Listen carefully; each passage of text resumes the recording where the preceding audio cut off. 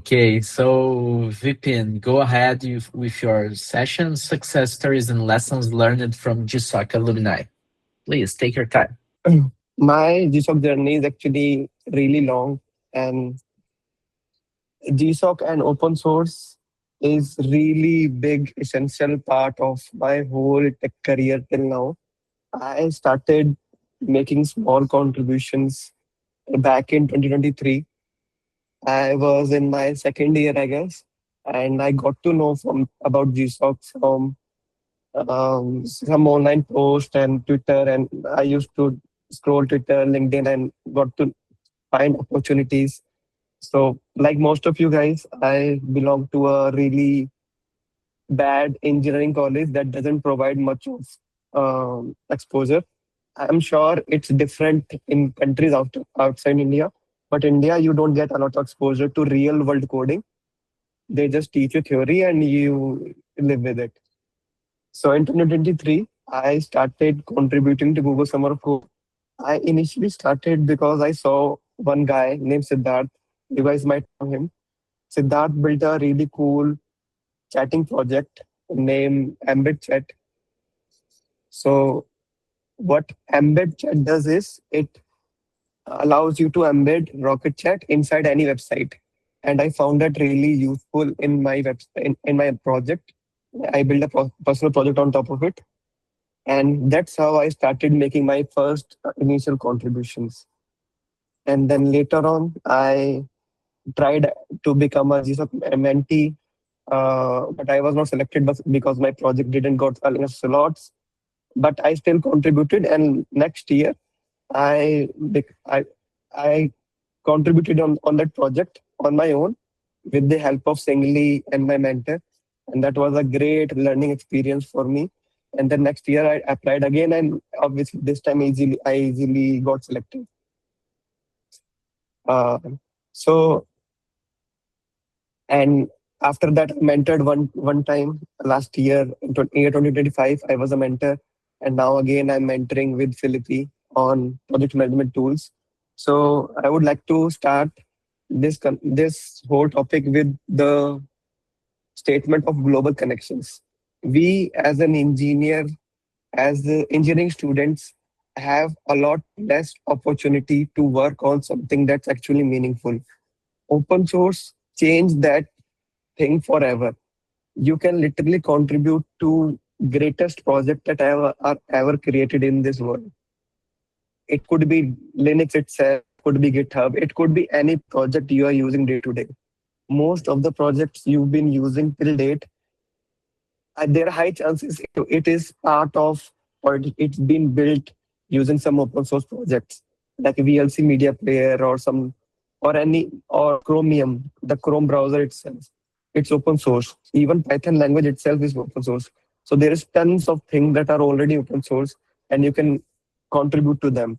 And contributing to them, not just for sake of making a contribution, it actually builds your credibility that you know something. You care about software. You put your efforts to contribute and make a feature or fix a bug. And this whole thing gives you a infinite possibility of connections. Like you could have connected to CEO of a company, a engineering manager, a really good engineer, someone who's contributing for fun, who owns a project, and you can also contribute and get connections with them. So what I was saying, since AI is here, you can use AI to do a lot of stuff. How I use AI as a actual contributor, not making spammy PRs. I use AI to understand any open source project really quickly. Since the story I told you that I was contributing to, I was building a feature in my organization using an open source tool, and I found out some issues related to efficiency in a large scale. So if someone use that framework and create so many nodes and blocks, it will eventually break your heap memory because it doesn't the garbage collect things properly. I found out that issue. I asked AI to iterate on that. Created a I fixed that bug and made a PR in TipTap itself. And that really soon got merged as well because it was a legit issue. And they didn't find it because they didn't face it. They was not able to use their framework in that large scale in which we were using it. So this was something AI allows you to do. Not don't use AI to just create a random small PR. You can actually utilize AI to understand new open source project that you never used, like Rocket.Chat itself. You can use clone Rocket.Chat code base, use some AI to understand it end to end. If you are stuck at any place, you can ask AI to help you out. Like when I was first contributing, it took me more weeks to just set up Rocket.Chat locally because I didn't knew most of the things. Didn't knew how Docker works, how databases are working in locally, how anything works. But now with AI, you can just ask it anytime, any number of questions, and it will tell you exactly what's wrong and how you should fix it. So I would encourage you guys to utilize AI in that way that it helps you learn and understand new things that you didn't. You can just ask AI as a mentor anytime, any technical stuff, and it will help you. And this thing that Rohit just mentioned, a user first mindset. So you will never find issues in a project that you don't use yourself. It will never ever happen. You will always ask someone else to create issues for you. If you don't use a project yourself, you cannot find issues in it because you don't know what should ideal behavior or ideally good for users. If you use Rocket Chat, only then you can tell, okay, this thing feel off in Rocket Chat app or Rocket Chat's some feature doesn't works the way it should be. So this mindset only comes if you actually use the project. And to become a contributor, you should first become a user of the project. It doesn't matter if the project is not in of your domain. If you're using it, if you feel like you can make a contribution, if you're interested, just start using it. And I'm sure if you use it for a week or a month, you'll easily find more issues than you can could solve. Like there are tons of things you can solve in open source. You just need to use the project, communicate about it, and start contributing. There's no one ever going to say no, don't contribute. Every maintainer, every project mentor, everyone in open source will always and always encourage you to find more issues and contribute. So you don't have to worry about, okay, I am doing the right thing or not. And how open source embrace continuous infinite continuous learning. So since AI is changing how we learn and how we build really fast, like you can't even imagine 2 years or 3 years back, AI was not even a tool, and we used to do everything by hand. Documents was really important.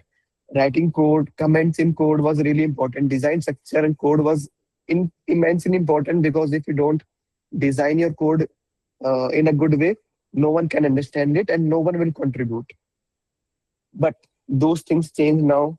Even if your code base doesn't follow a certain structure or isn't following the best practices, people using AI and such tools can still contribute, understand your projects.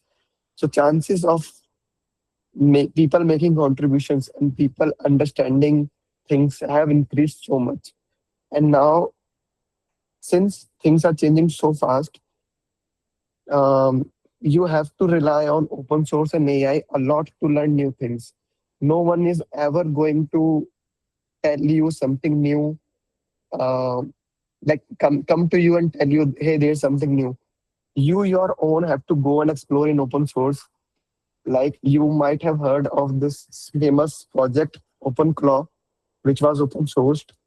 It went viral in a week or two. I used it as well, and it code is open source. So as a user, you can anytime go and read about it, understand it, how it works, and set up it locally on your own. Everything is possible because of open source. So this is another part of open source that you have to think, not just as a GSoC contributor, but as a user. Whenever you use a project, you contribute on it. You take every opportunity of making contributions or learning something new as your own growth.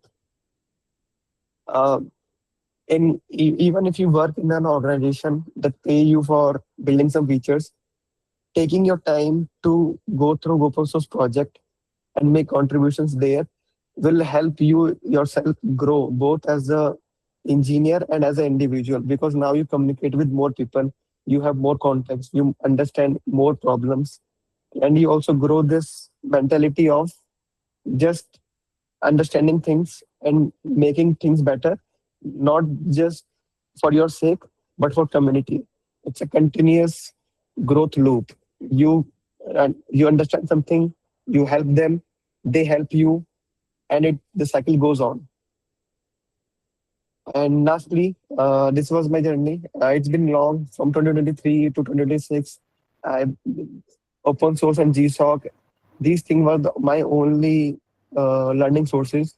Even my current opportunity, my current place where I work was through GSoC. Like I contributed in GSoC, and the few of my seniors also did GSoC last year.